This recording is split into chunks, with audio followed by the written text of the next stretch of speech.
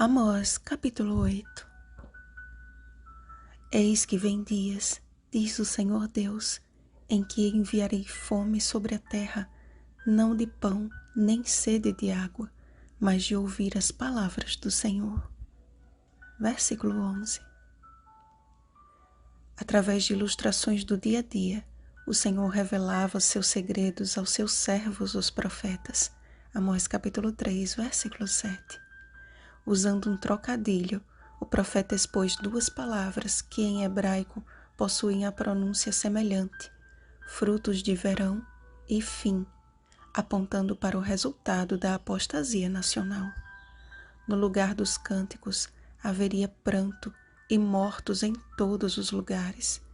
Em lugar do estrépito de seus cânticos e das melodias de suas liras, Amós capítulo 5, versículo 23, silêncio.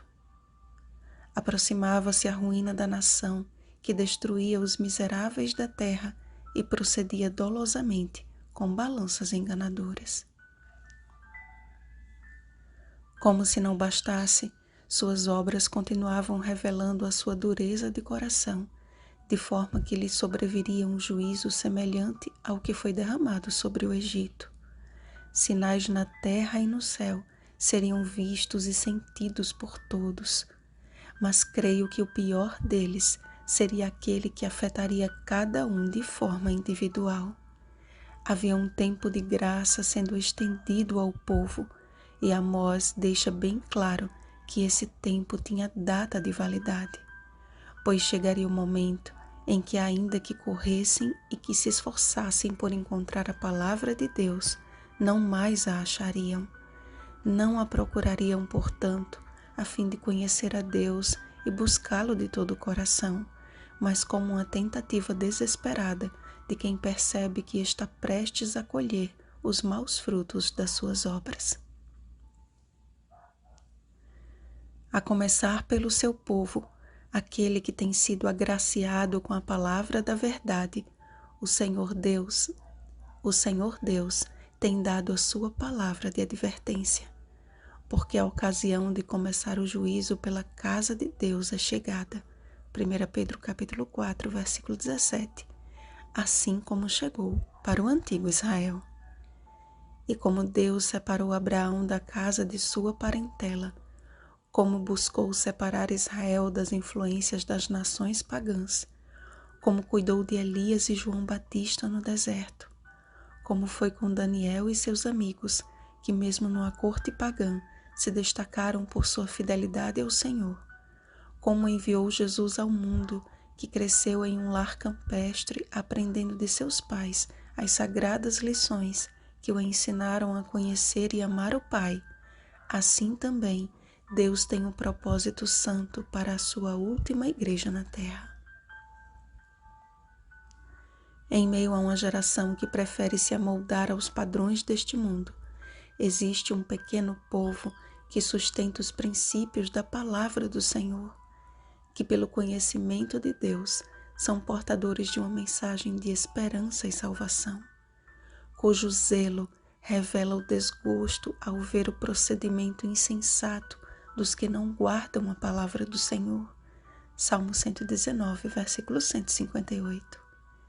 Cuja alma desfalece aguardando a salvação, mas que espera e confia na fidelidade dos testemunhos oriundos da boca de Deus. Salmo 119, versículos 81 e 88. Um povo que, qual Amós, não sustenta qualquer tipo de mérito ou privilégio. Amós capítulo 7, versículo 14. Mas que permanece em constante vigilância contra as ciladas do enganoso coração. Um povo que não ousa olhar para o céu antes de lançar por terra o próprio eu, que diariamente convida o Espírito Santo como seu conselheiro e amigo mais íntimo. A não ser que o nosso eu esteja escondido em Cristo, de forma que ele se revele em nós, e jamais saberemos o que significa. Vós sois a luz do mundo. Mateus capítulo 5, versículo 14. Enquanto muitos se esforçam por fazer brilhar na vida uma luz espúria, A verdadeira luz só pode ser manifestada naqueles que estão conectados à fonte de toda a luz. Lâmpada para os meus pés é a tua palavra e luz para os meus caminhos. Salmo 119, versículo 105. Aqueles, porém, que no tempo da graça têm rejeitado os mais brilhantes raios de luz já dados por Deus à humanidade, estão caminhando para o tempo de densas trevas, em que correrão por toda parte procurando a palavra do Senhor e não a acharão. Esses mesmos cairão e não se levantarão jamais. O que mais precisa acontecer, amados, a fim de que nossos olhos se abram para ver o amor e a salvação de Deus em sua puríssima palavra? Salmo 119, versículo 140. Quanto tempo mais até que despertemos para perceber a solenidade de nossos dias e quão perto estamos do encontro com o nosso Deus?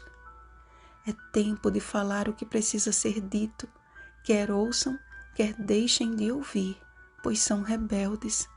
Ezequiel capítulo 2, versículo 7.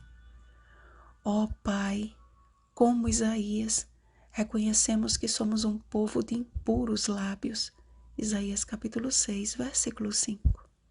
Sendo assim, toca a nossa boca com uma brasa viva do teu altar e purifica-nos de nossos pecados.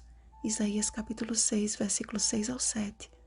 Para que possamos declarar de todo o nosso coração: eis-me aqui, envia-me a mim. Isaías capítulo 6, versículo 8. Antes que cheguem os dias maus em que se dirá: passou a cega, findou o verão, e nós não estamos salvos. Jeremias capítulo 8, versículo 20. Estudemos os testemunhos dos fiéis servos de Deus na Bíblia. Estudemos os testemunhos dos reformadores protestantes e dos pioneiros adventistas. Considerai o vosso passado. Ageu capítulo 1, versículo 5. Em sua árdua missão, Tiago White deixou registradas palavras que bem definem a carreira que nos está proposta. Hebreus capítulo 12, versículo 2. O verdadeiro discípulo não viverá para satisfazer o eu, mas para Cristo e para o bem dos seus pequeninos. Ele está pronto a sacrificar sua comodidade, prazer, conforto, conveniência, vontade e desejos egoístas pela causa de Cristo, ou nunca reinará com ele em seu trono.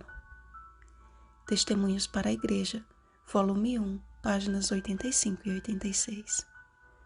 Clamemos pelo poder do Espírito Santo em nossa vida e certamente seremos as testemunhas de Jesus nesses dias decisivos. Atos capítulo 1, versículo 8. Vigiemos e oremos. Bom dia, povo de propriedade exclusiva de Deus.